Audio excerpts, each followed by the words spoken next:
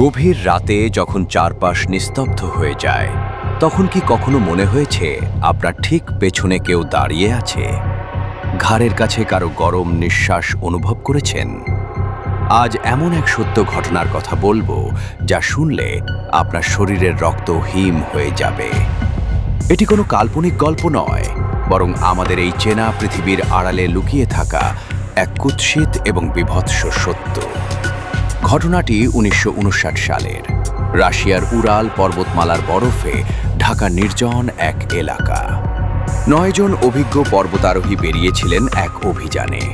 তারা সবাই ছিলেন শারীরিকভাবে সুস্থ এবং মানসিকভাবে অত্যন্ত দৃঢ়। কিন্তু রাতারাতি কি এমন ঘটল, তারা নিজেদের তাঁবু ভেতর থেকে কেটে হাড় কাঁপানো ঠান্ডার মধ্যে প্রায় নগ্ন অবস্থায় দৌড়ে পালালেন। যখন তাদের মরদেহ পাওয়া গেল তখন উদ্ধারকারীরা শিউরে উঠেছিলেন। কারো কারো শরীরের হাড় এমনভাবে চূর্ণ বিচূর্ণ ছিল যেন কোনো বিশাল শক্তি তাদের পিষে ফেলেছে, অথচ চামড়ায় কোনো আঘাতের চিহ্ন নেই। কারো জিহ্বা উপড়ে নেওয়া হয়েছিল, কারো আবার চোখের মণি ছিল গায়েব।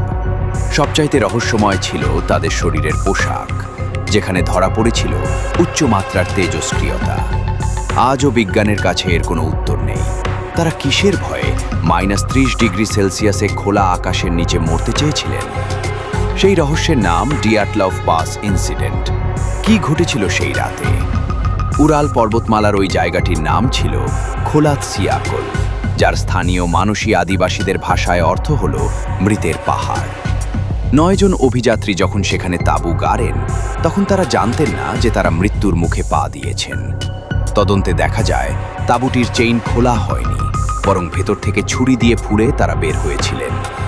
অর্থাৎ এমন কিছু একটা তাঁবুর সামনে বা ভেতরে এসেছিল যা দেখে তারা এতটাই আতঙ্কিত হয়েছিলেন যে স্বাভাবিক পথে বের হওয়ার সময়টুকু পাননি।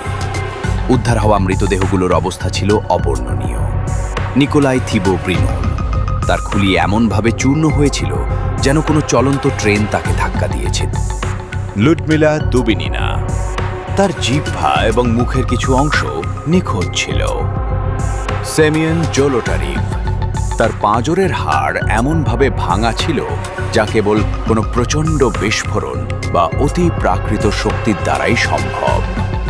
ঘটনাটি ঘটার পর তৎকালীন সোভিয়েত সরকার দ্রুত জায়গাটি সিলগালা করে দেয় এবং তদন্ত ফাইল ধামাচাপা দেয়। কেন? সেই রাতে কাছাকাছি থাকা অন্য একদল অভিযাত্রী আকাশে অদ্ভুত কমলা রঙের গোলক ভাসতে দেখেছিলেন। উদ্ধারকারীরা যখন মৃতদেহগুলো দেখেন তারা লক্ষ্য করেন প্রত্যেকের চুল সাদা হয়ে গেছে এবং গায়ের চামড়া কেমন জানি কমলা রং ধারণ করেছে। মৃতদেহগুলোর পোশাকে এমন তেজস্ক্রিয় পদার্থ পাওয়া যায় যা কেবল ল্যাবরেটরিতে বা পারমাণবিক পরীক্ষার স্থানে পাওয়া সম্ভব। জনমানবহীন পাহাড়ে এটি এলো কোথা থেকে? বিজ্ঞানীরা এখন বলছেন এটি হয়তো ইনফ্রাসাউন্ড বা বাতাসের কোনো বিশেষ কম্পনের ফলে তৈরি হওয়া উন্মাদনা।